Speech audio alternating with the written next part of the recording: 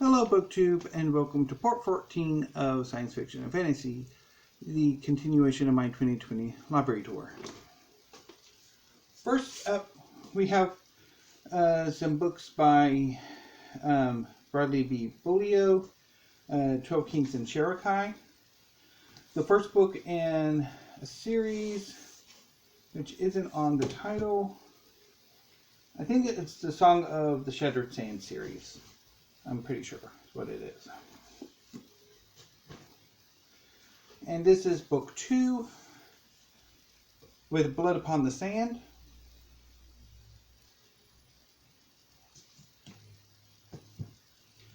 Following up is the first 2 Harry Potter books. Harry Potter and the Sorcerer's Stone by J.K. Rowling.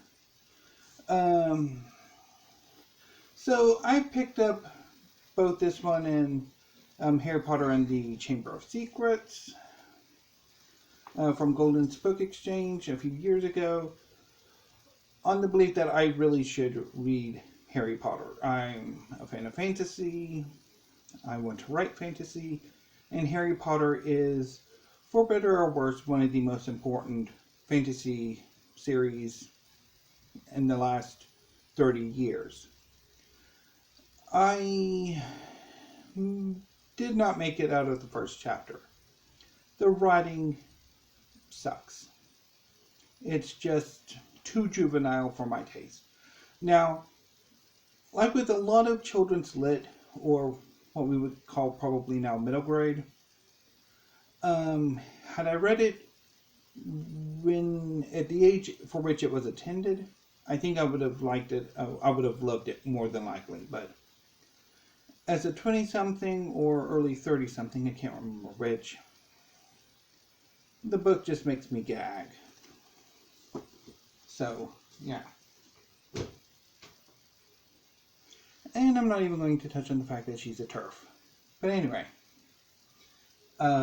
which is largely why she's out of a lot of her fans' good graces. Amongst other reasons, probably. Next up is The Bone Ships by R.J. Barker. Really have got to get to this one.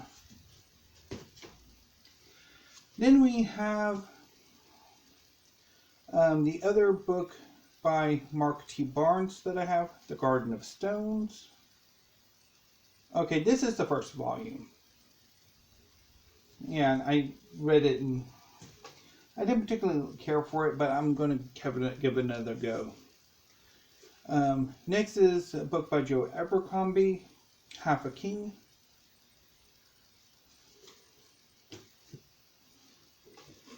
Next is a book by Hal Duncan, Vellum, the first book in the Book of All Hours duology.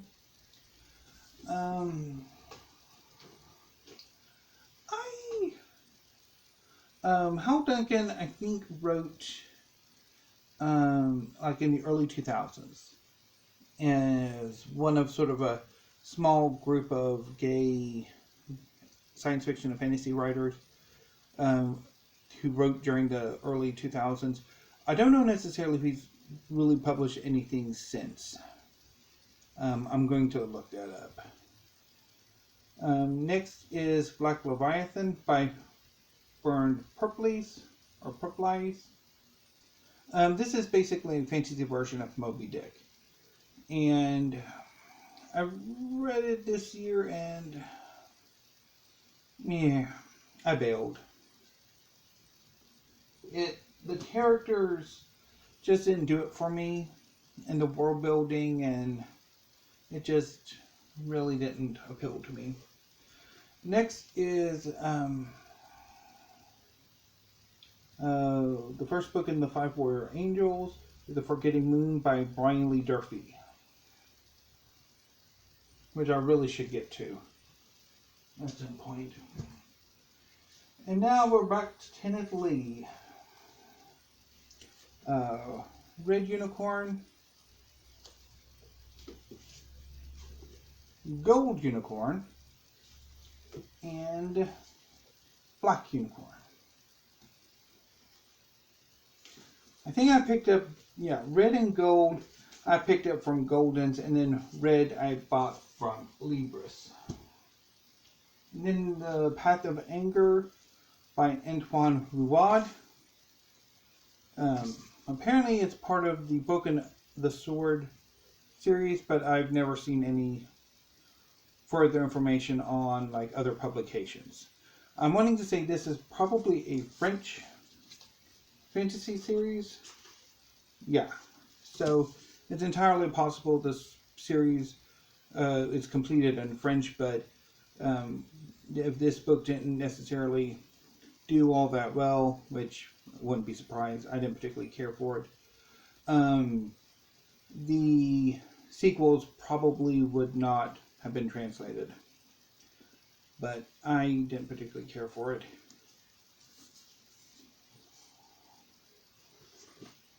It's been a few years since I've read it, so I don't remember much.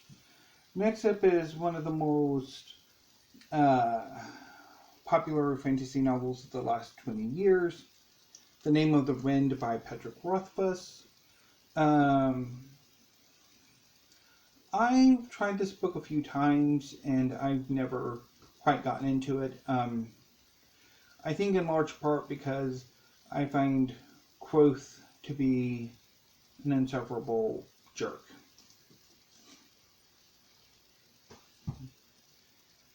And we wrap up this part of the book tour with some recent fantasy releases from the last few years.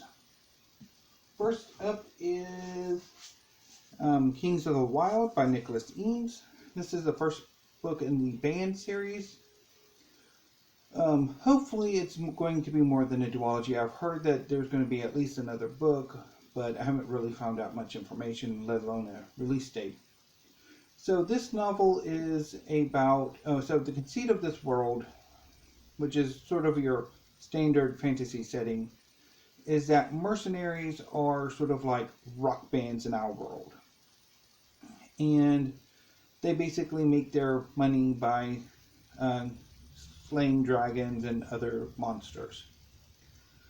Saga was one of the greatest mercenary bands decades or so ago, and they've broken up, and eventually Golden Gabe, the leader of Saga, approaches Clay Cooper, who was basically sort of the drummer figure, to help him re-get the band together so they can go rescue Golden Gabe's daughter, who is trapped in a siege across the world.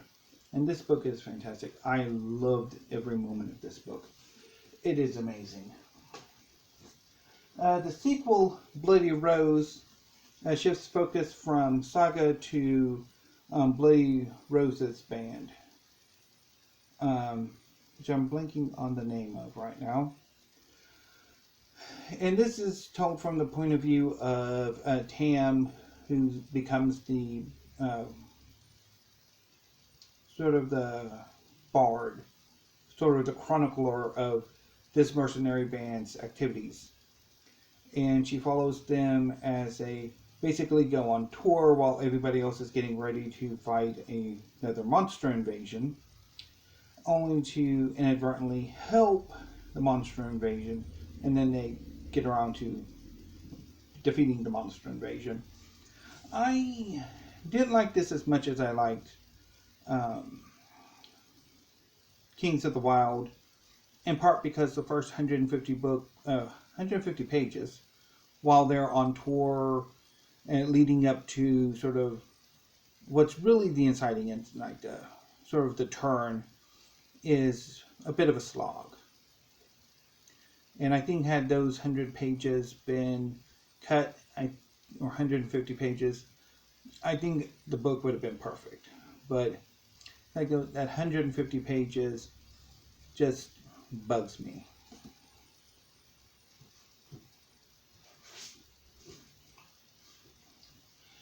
Next up we have a duology, I'm thinking it's a duology, called The Sixth World by Rebecca Roanhorse. This is book 1, The Trail of Lightning.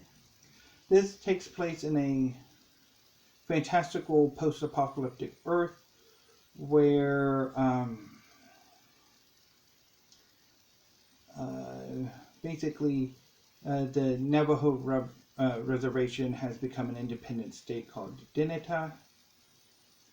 And it's about Maggie Hosky, who is sort of has supernatural powers, and she acts as sort of a mercenary shaman who goes around defeating monsters and protecting the various homesteads and communities from various supernatural threats, only to be dragged into a conspiracy. I quite like the book, although I had some issues with it. I'm going to come back to it, definitely. I'm looking forward to having another go at it. And this is book 2, Storm of Locusts, which I want to get to, which I'll talk about them on like my reading plans for 2021 on Friday. And we wrap up this part of the book tour with the tarot sequence by Katie Edwards. This is book 1, The Last Sun. It's the story of Rune St. John, who is the heir, really the lord of the Sun Court. So in this world, Atlantis was real. It's an urban fantasy series. So in this world, Atlantis was real. It hidden from the world via magic. When they were discovered, a world war erupted in which Atlantis was destroyed, and the survivors basically bought the island of Nantucket off the coast of Massachusetts to create New Atlantis.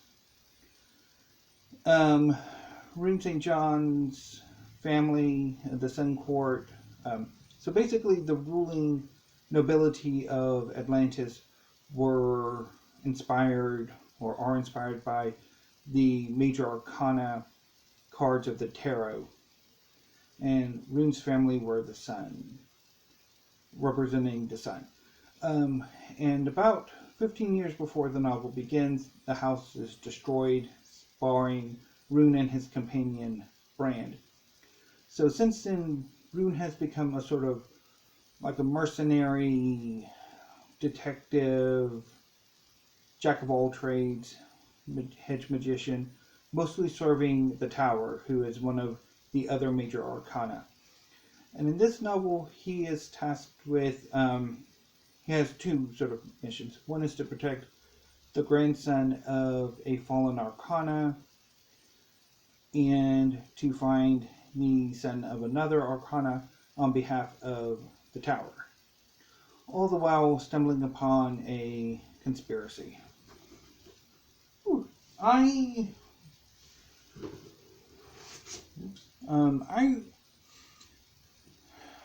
mean, I love the novel. It's really good. I mean, I have some issues with it, particularly how the novel treats one of the characters. It's sort of it's an abusive relationship that's kind of meant to be comedic, but it rubs me the wrong way. But I do love the novel, and I'm looking forward to having another reread of it, although I might reread it before the third book comes out, which is hopefully not going to be in the too distant future. He's currently writing it right now. But hopefully it comes out sometime this coming year, or early next year. And of course, the final book for this section is the sequel to The Last Sun, The Hanged Man. So in this one, Rune basically finally gets his shit together and takes over the Sun Throne in order to save his ward Max from an unwanted marriage alliance with the titular Hanged Man, who is one nasty piece of work. So in this book, we're introduced to a lot more characters, and it's just the world building is, the world of New Atlantis is sort of enlivened. And again, I'm looking forward to having another reread of it. in the not too distant future. So I'm going to go ahead and cut this off here. Again, I want to do a tag video here in a few minutes, so I'm going to go ahead and say thank you, BookTube. Have a great afternoon. Stay safe, and I will see you in a bit with a tag.